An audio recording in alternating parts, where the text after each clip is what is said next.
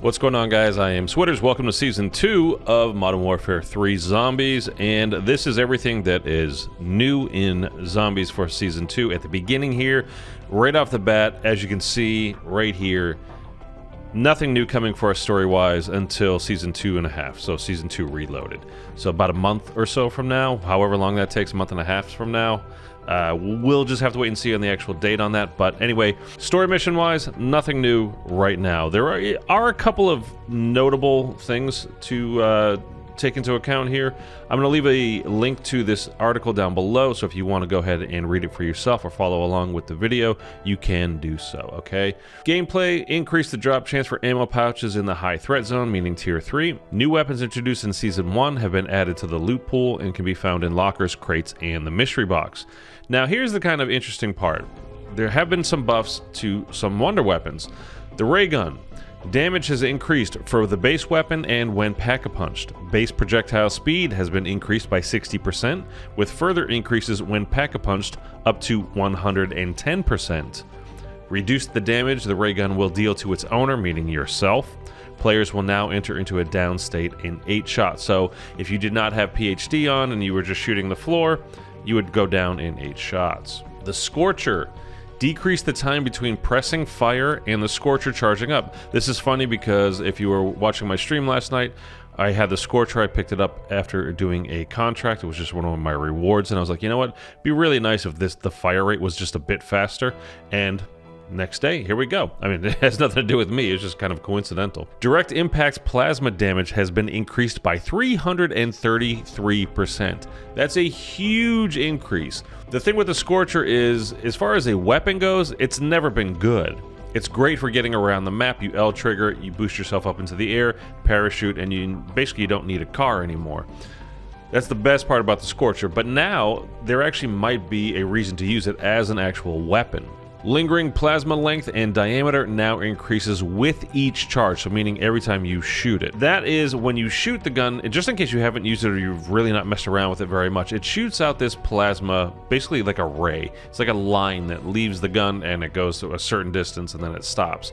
Any zombies that walk across that, it stays on the ground for a little bit there, like a certain amount of time, a few seconds really. Any zombies that walk across that take damage then. So they've increased that damage and the size of that area that the zombies will take damage with Season 2 here.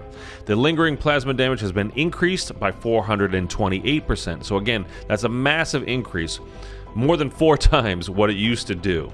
So that ray that's been on the ground that leaves the gun that stays there, that does 428% more damage now than it used to as of even yesterday. So I'm going to be curious to actually check this out and pack-a-punch. They don't say anything about pack-a-punching it and how much that would change it, but I'm curious. I actually want to check this out now. Lingering plasma duration has been adjusted. Lingering plasma damage duration for the initial charge has been decreased from 2 seconds to 0.5 seconds. Lingering plasma damage duration now increases by 1 second with each charge, meaning again, every time you charge it and shoot it.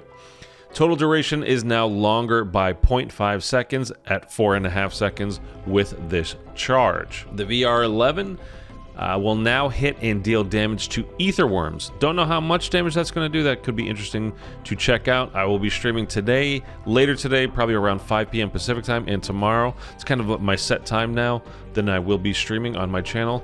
I'm going into the Dark Aether. We're getting schematics and basically doing tier 4, tier 5 type stuff. You know, the Elder Sigil and the regular Sigil. So we're going to be doing those things. So I will be bringing the VR11 in with me to, you know, for the escort mission in the Dark Aether. So we're going to try that out, and we won't be fighting any worms at that particular moment, but we could give it a shot at a different time and try to see how that works. It could be interesting. SMGs. This is just a little bit of some kill streak and weapon info. Not really anything going on here. Some UI fixes and all that, a little bit of stability fixes. The big issues here that we're coming across is the ray gun and the Scorcher. That's everything else is just kind of, it's just another day for Zombies players. And again, I will be, like I said, I will be going into the Dark Aether. I have like 3 or 4 right now ray guns in my stash, so I'm gonna actually bring the ray gun in with me, and we are gonna get a pack-a-punch and try it out and see just how good it is now. From earlier reports that I'm seeing, it's still kind of pretty meh in the tier 3 zone, which meaning it would be the same in the tier 4 and 5, you know, the Dark Aether. So I'm not sure, but I mean, it's 110% more damage. You know, it's more than doubling the damage, so that can't be bad. But we'll see. We'll check it out. I think I'm going to bring it in, like I said, into the Dark Aether. That's for later today. I just want to let you guys know real quick because, again, this is the only thing we're getting until Season 2 Reloaded, and that's another month or so away. So, disappointing kind of new season for us Zombies players, but plenty of stuff for us to still do coming up in the streams, like I said. So, be subscribed, and I'll be playing with you guys as well, trying to help you finish out your contracts X, 1, 2, and 3, and 4. So, like I said, be subscribed, hang out in the streams, and I'll catch you guys in another one real soon. Later.